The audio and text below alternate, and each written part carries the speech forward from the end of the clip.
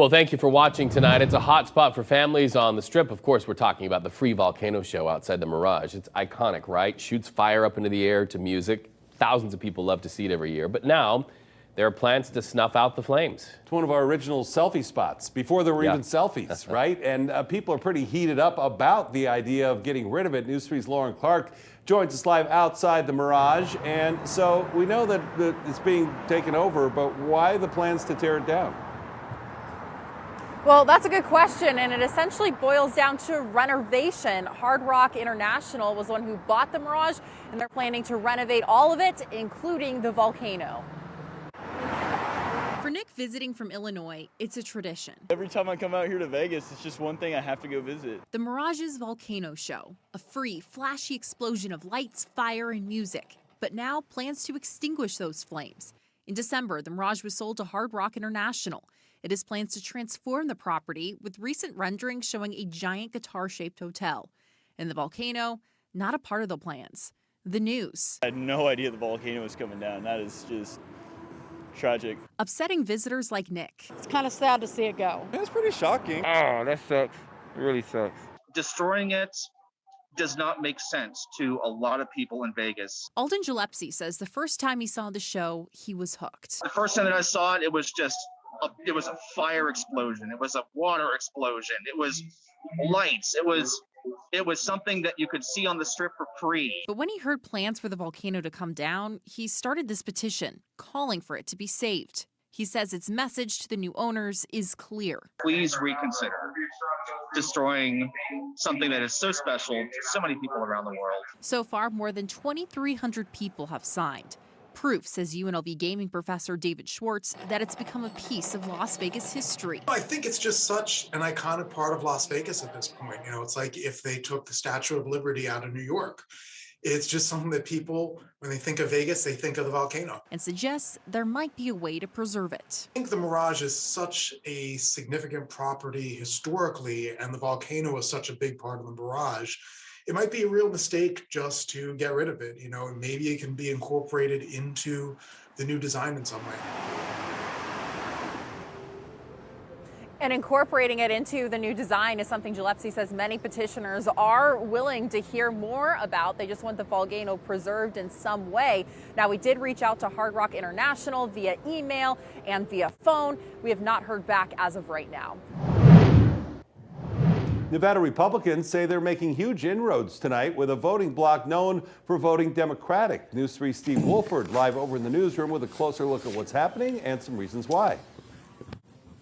Yeah, that's right. The local Hispanic Republican leaders held a roundtable discussion today at the RNC Hispanic Community Center. They say the reason is to let everyone know how the Latino community has been impacted through the first year of Joe Biden's presidency. Es la economía. Whether in Spanish or English, members of the local Hispanic community joined a roundtable discussion led by Jesus Marquez, leader of the Republican National Hispanic Assembly in Nevada. That question is, are you better off today? Because the situation, obviously, with the economy, inflation. But those aren't the only reasons. They say they're unhappy about the first 12 months of the Biden administration. He promised to take care of the situation in the border. We haven't seen it happen. With education, our children are being affected in every which way possible. And as a result, many Hispanics are moving from the Democrat Party to the Republican Party. That shift is showing up in the polls, like this Wall Street Journal survey taken in late November, showing a dead heat between a generic Republican and Democratic congressional candidate. That same poll showed Donald Trump and Joe Biden among Hispanics essentially even in a hypothetical 2024 rematch. Alini Magayuch says that she was a lifelong Democrat before wondering why. I had to question and ask myself, okay, why do I vote this way? Why do I vote that way? I like to go both sides and then talk to people and find the different opinions and be open-minded. Like, maybe there is a point here that I'm missing. Maybe that makes a little bit more sense. Jesus Marquez says he believes more Hispanics are feeling the same way and realizing they now have more in common with the GOP. The idea of the traditional family values that are very embedded in the Latino community, which line up with the Republicans, the work ethics that the Republicans are for, and also the religious liberties as well.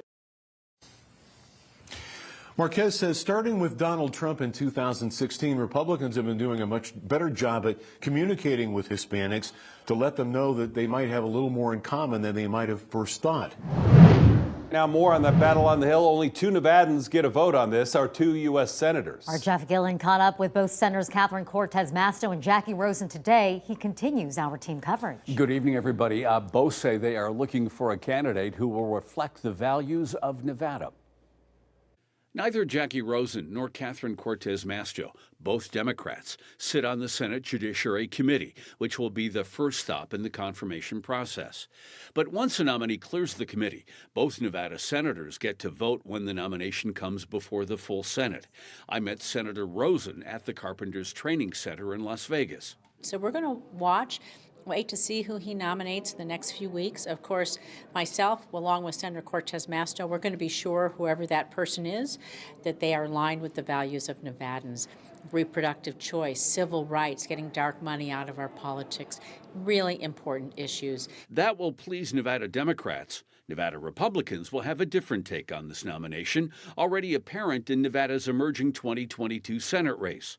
Adam Laxalt, who has received former President Trump's endorsement, used Wednesday's news to jab Senator Cortez Masto, who will be running for her second term.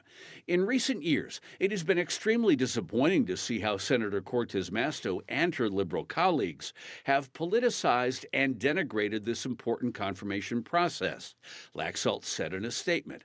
I suspect over the next few months that the political attack Senator Cortez Masto levied against President Trump's nominees will be replaced by a rubber stamp of approval, Laxalt said.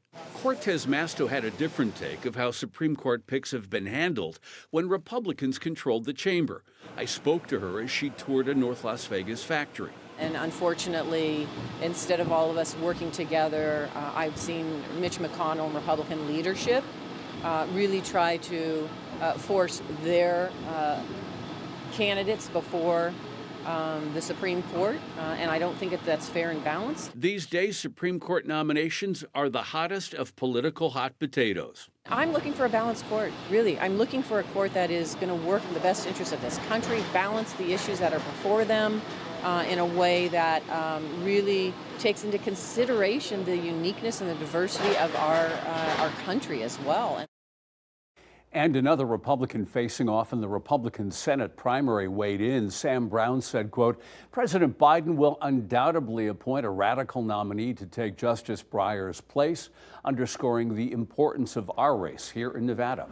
Hi, everybody. I'm Reed Cowan from News 3 Las Vegas. We want to thank you for checking out our YouTube channel. Remember, you can always see more of our videos by clicking on the video links. And also don't forget to click that subscribe button so that you don't miss out on any of our YouTube updates.